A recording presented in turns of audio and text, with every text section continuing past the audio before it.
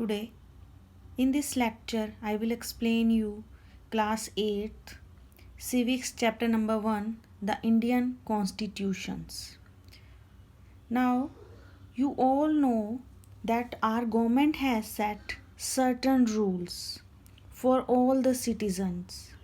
The government gave us the rights and the duties. So in this chapter we will read about our constitutions. Now, as you know that in every game there are certain rules and regulations. Okay. Now we are taking the example of football. As its name described that football means when we hit the ball by our feet. Okay. And according to rules of football, the ball does not touch our arm. अगर वो हमारी arm को touch करती है that means it's a foul. If a so when a player start holding the football in their hands और वो एक दूसरे को पास करने लगे, it means क्या है ये? That is foul.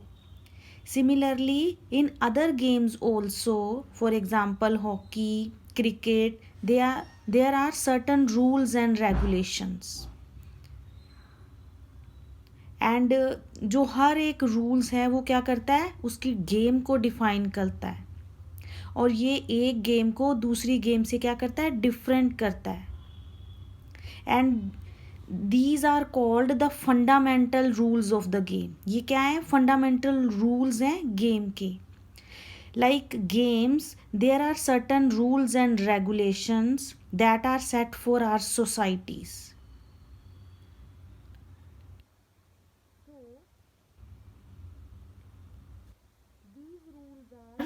Formulated in modern countries or a written document in which we find such rules is called a constitutions. Now we read about the constitutions in class 7th and 6th also in our social and political life textbook. कभी आपने सोचा है कि हमें ये जो rules हैं, ये जो कॉन्स्टिट्यूशंस हैं, ये हमें क्यों चाहिए? अगर ये ना होता तो ये जो हमारी कंट्री है ये कैसे रन करती? इस चैप्टर में, in this chapter we will discuss both the issues and जो इसके फीचर्स हैं उनके बारे में भी हम रीड करेंगे. और ये जो फीचर्स हैं ये कैसे क्रूशियल्स हैं डेमोक्रेटिक सोसाइटी में, इंडियन डेमोक्रेटिक सोसाइटी में. Now let's start. Why does a country need a constitutions? एक कंट्री को कॉन्स्टिट्यूशंस क्यों ज़रूरत है, कॉन्स्टिट्यूशंस की? नाउ आजकल के today most country in the world have a constitution. सभी कंट्रीज़ में क्या है, एक कॉन्स्टिट्यूशंस होता है, कुछ रिटन रूल्स एंड रेगुलेशंस होते हैं. और ये कोई नेसेसरी नहीं है कि जो सभी डेमोक्रेटिक कंट्री हैं उनका एक कॉन्स्टिट्यूशन हो या जिनका कॉन्स्टिट्यूशंस है वो सारी कंट्रीज ही डेमोक्रेटिक हों. ठीक है. जो कॉन्स्टिट्यूशंस होता है that is serve for several purposes.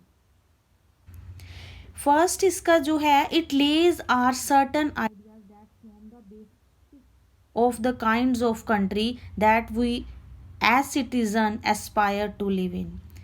मतलब जो फर्स्ट इसका जो बेसिक आइडिया है कॉन्स्टिट्यूशंस का वो क्या है कि जो कंट्री है, जो वहाँ की उनको कुछ बेसिक राइट्स देती है उस मतलब वहाँ पे रहने के लिए, ताकि वो एस्पायर हो सके वहाँ पे रहने के लिए. और दूसरी तरफ क्या है, a constitution tell us what the fundamental nature of our society. इसकी हमारी जो सोसाइटी है उसकी क्या फंडामेंटल नेचर है. A country is usually made up of different communities of people who share certain belief but may not necessarily agree on all issues.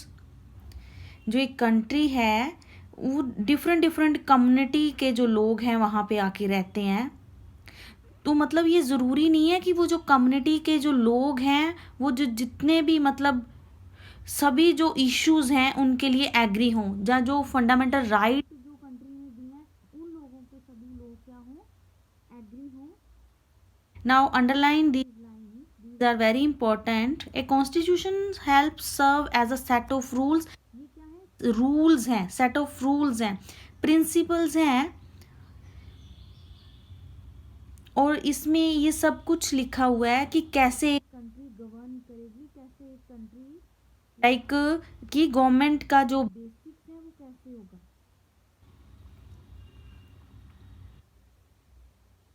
और ये जो this include not only the type of government but also an agreement on certain ideas that they all believe the country should uphold.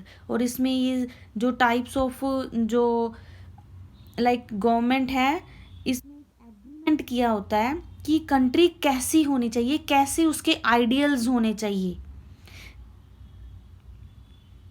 और कैसे इस country को govern किया जा सकता है.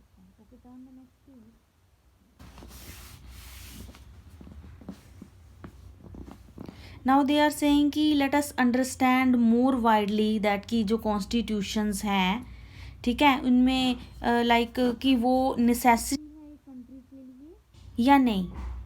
तो नाउ दे आर सेइंग कि let us take the example of history of Nepal,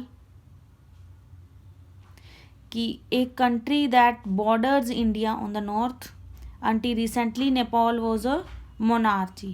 Nepal क्या है, क्या था, एक मोनार्क कंट्री था. मोनार्क कंट्री होता है the country that is governed by king और क्वीन. ओके. और जो प्रीवियस कॉन्स्टिट्यूशंस था नेपाल का जो कि 1990 में अडॉप्ट किया गया, reflected the fact that finally authority reset with the king. A people government in Nepal fought for several decades to establish democratic, and in 2006 they finally succeeded in putting an end to the power of the king. Now जबकि जो 1990 से जो 2006 में जो नेपाल है उसको democracy मिली, जबकि इससे पहले लोगों ने क्या किया था, काफ़ी ज़्यादा स्ट्रगल किया था डेमोक्रेसी के लिए. Okay. The reason that they had not want to country with the previous constitutions is because it did not reflect the ideal of the country that they want. क्यों रीज़न था country को democratic करने का, क्योंकि जो country governed हो रही थी 2006 से पहले वो क्या थी, वो एक आइडियल रिफ्लेक्शन ही छोड़ रही थी लोगों को कि वो क्यों उस कंट्री में रहें. और लोगों ने इसके लिए क्या किया था, स्ट्रगल किया था कंट्री को डेमोक्रेटिक कंट्री डिक्लेयर करने में. Now in the next page, like I already told you that in the game of football, in which a change in the constitution rules will change the game of altogether. like जो rules होते हैं game के, अगर वो foul वे से खेले जाएं तो तब भी वो उसका फॉर्म को चेंज कर देते हैं, अगर वो प्रॉपरली खेले जाएं तब भी वो पूरी तरह से गेम के सिनेरियो को क्या कर देते हैं, चेंज कर देते हैं. Now move to the next. The second important purpose of constitutions is to be define the nature of the country's political system. ये क्या करता है, कंट्री के political system को define करता है. Now they are saying कि for example Nepal's earlier constitution stated that the country was to be ruled by. starting में क्या था, जो constitution था नेपाल का वो डिक्लेयर करता था, वो बताता था कि जो नेपाल है वो क्या है, governed by a king or queen or a council of ministers. Now in countries that have adopted a democratic of government or polity, the constitutions play a crucial role in laying out certain important guidelines that government decision making within these societies. तो क्या होता है, तो जो like king और queen जो होते हैं, या जो सेट ऑफ मिनिस्टर्स होते हैं, ग्रुप ऑफ मिनिस्टर होते हैं, वो क्या करते हैं, कंट्री को गवर्न करने के लिए, चलाने के लिए उनके अपने अपने रूल्स होते हैं. जबकि जो कॉन्स्टिट्यूशंस हैं वो क्या करता है, क्रूशियल रोल प्ले करता है, वो गाइडलाइन बताता है कंट्री को गवर्न करने के लिए on the point of view of the people, जिसमें कि कॉन्स्टिट्यूशंस में क्या दिए होते हैं, लोगों के fundamental rights and duties. As you know कि डेमोक्रेटिक कंट्री में हम क्या करते हैं, वी चूज आवर लीडर्स, जो कि हमारी जो राइट्स हैं उनको क्या करते हैं, वो रिस्पॉन्सिबल होते हैं उनके लिए.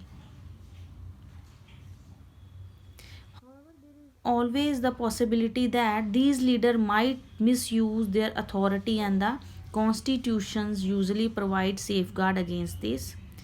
This misuse of authority can result in gross justice, as demonstrate in the classroom situation below. Now they are saying कि like जो ये लीडर्स होते हैं, ये जो किंग जो क्वींस होते हैं, जिस कंट्री में डेमोक्रेटिक कंट्री नहीं होती है, जबकि ये कॉन्स्टिट्यूशंस होता है, उसमें ये जो लोग होते हैं ये क्या करते हैं, अपनी जो उनकी पावर्स होती है उसका मिसयूज़ करते हैं. जबकि जो कॉन्स्टिट्यूशन है वो क्या करता है, हमें सेफ गार्ड प्रोवाइड करता है इन लोगों के अगेंस्ट. और ये जो मिसयूज़ होता है अथॉरिटीज़ का, इससे क्या होता है, लोगों को इनजस्टिस मिले. Now half part of the chapter I will explain you in next lecture. If you can ask me the question, then you can ask me in the comment section. Till then, have a nice day.